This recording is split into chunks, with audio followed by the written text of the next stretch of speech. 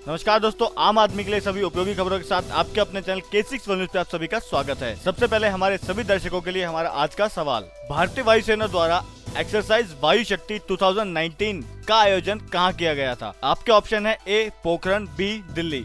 अपने जवाब हमें कमेंट सेक्शन में लिखकर बताना ना भूलें। तो रुक करते अपनी आज की सबसे बड़ी खबर की तरफ। देश का इंतजार हो चुका है खत्म। 2 दिन के बाद पाकिस्तान से भारत लौट आए अभिनंदन। भारतीय वीर पायलट अभिनंदन वर्तमान शुक्रवार की रात 9:30 बजे भारत में वापस लौट आए हैं। इससे पहले उन्हें हैंडओवर करने के लिए पाकिस्तान की तरफ से 2 बार समय में परिवर्तन किया गया था, जिसके कारण उन्हें भारत लौटने में देरी हुई। अटारी बॉर्डर पर आने के बाद विंग कमांडर अभिनंदन वर्तमान को दिल्ली के लिए रवाना कर दिया गया। जब वो भारत लौटे तो उनकी आंखों में देश प्रेम और वीरता पूरी तरह से देखी जा सकती थी। आपकी अधिक जानकारी के लिए आपको बता दें कि अभिनंदन बुधवार को पाकिस्तानी फाइटर जहाज F-116 का पीछा करते हुए अपने MiG-21 विमान को लेकर पाकिस्तानी सीमा में घुस गए थे, जिसके बाद उनका विमान क्षतिग्रस्त होने के कारण उन्हें अपने विमान से पैराशूट की सहायता से कूदना पड़ा था, जिसके बाद वो पाकिस्तान की सीमा में ही गिरे थे और उन्हें पाकिस्तान की सेना ने बंदी बना लिया था। जिसके बाद शुक्रवार की शाम तकरीबन 9:30 बजे उनकी भारत में वापसी हो गई है। अगली बड़ी खबर में पाकिस्तान नहीं सुधरा अपनी नापाक हरकतों से।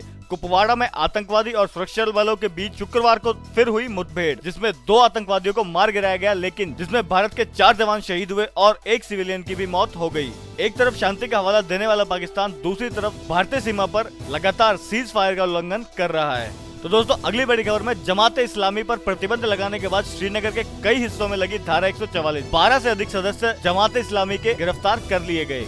तो दोस्तों, बढ़ते हैं अपनी अगली खबर की ओर। प्रधानमंत्री किसान सम्मान निधि योजना के तहत किसानों को 1 अप्रैल को ही दूसरी किस्त 2000 रुपए की दे दी जाएगी, जिसके लिए उन्हें अभी भी आधार कार्ड अनिवार्य नहीं रखा गया है। आपकी अधिक जानकारी के लिए आपको यहाँ पर बता दें कि दूसरी किस्त मिलने के लिए आधार कार्ड की अनिवार्यता की खबरें बहुत समय से आ रही थी, लेकिन इसे अब खारिज कर दिया गया है। अगली बहुत बड़ी खबर में 42.50 रुपए महंगा हुआ LPG सिलेंडर। लागू हो चुके हैं नई कीमतें। गैर सब्सिडी वाला रसोई गैस सिलेंडर दिल्ली में 42.50 रुपए और सब्सिडी वाला गैस सिलेंडर 2 रुपए 8 पैसे महंगा हुआ है। ये नई दरें शुक्रवार से ही प्रभाव में आ गई हैं।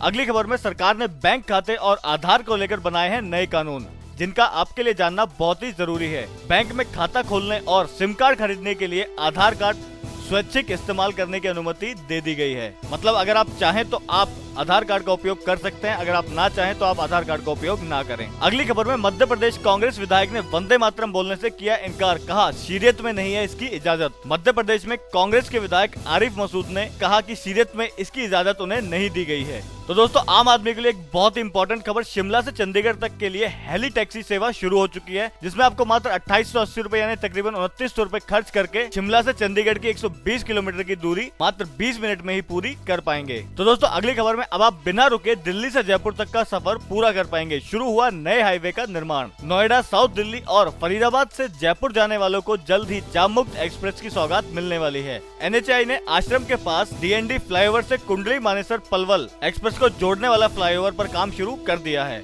दिल्ली के आश्रम में लगने वाले जाम से मुक्ति मिल जाएगी। तो दोस्तों, अगली खबर में चुनाव से पहले कैश लेन देन पर सरकार ला सकती है ये बड़ा फैसला। चुनाव से पहले काले धन पर बनी SIT के चेयरमैन ने वित्त मंत्रालय को चिट्ठी लिखी है, जिसमें उनके मुताबिक सरकार से कहा गया है कि कैश में मोटी रकम रखने या फिर इसके लेन देन पर तुरंत पाबंदी लगाई जाए। तो हो सकता है कि चुनाव से पहले हमें यह फैसला भी देखने को मिल जाए और कोई भी व्यक्ति 15 लाख से ज्यादा नगद रकम अपने पास ना रख सके। साथ ही साथ 3 लाख से ज्यादा नगद लेन देन पर भी पाबंदी की सिफारिश की गई है।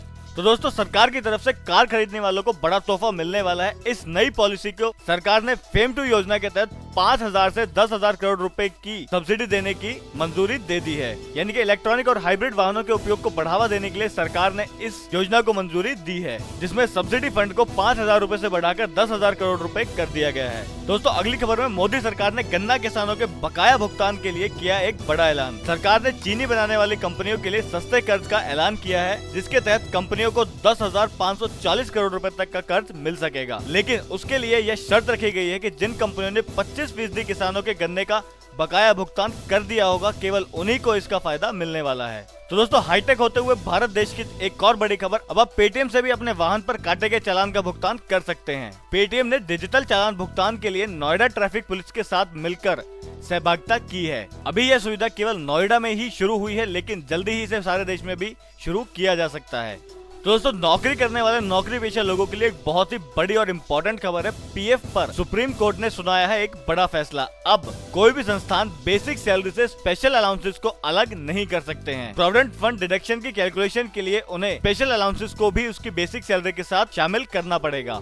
आपकी उपयोगिता के लिए मान लीजिए आपकी सैलरी 20,000 रूपए प्रति महीना है, जिसमें 6,000 रूपए बेसिक और 12,000 रूपए आपको स्पेशल अलाउंसेस मिलता है। तो अब आपका पीएफ 6,000 रूपए पर ना कटकर 18,000 रूपए पर कैलकुलेट किया जाएगा। तो दोस्तों अगर आपने अभी तक हमारे चैनल को सब्सक्राइब नहीं किया तो अपने लिए उपयोगी सभी इस तरह की खबरों को हमेशा जानते रहने के लिए हमारे चैनल को सबसे पहले सब्सक्राइब कर लें और साथ ही साथ बेल नोटिफिकेशन आइकन को भी दबा दें ताकि आप सभी खबरों से अपडेट रह सकें।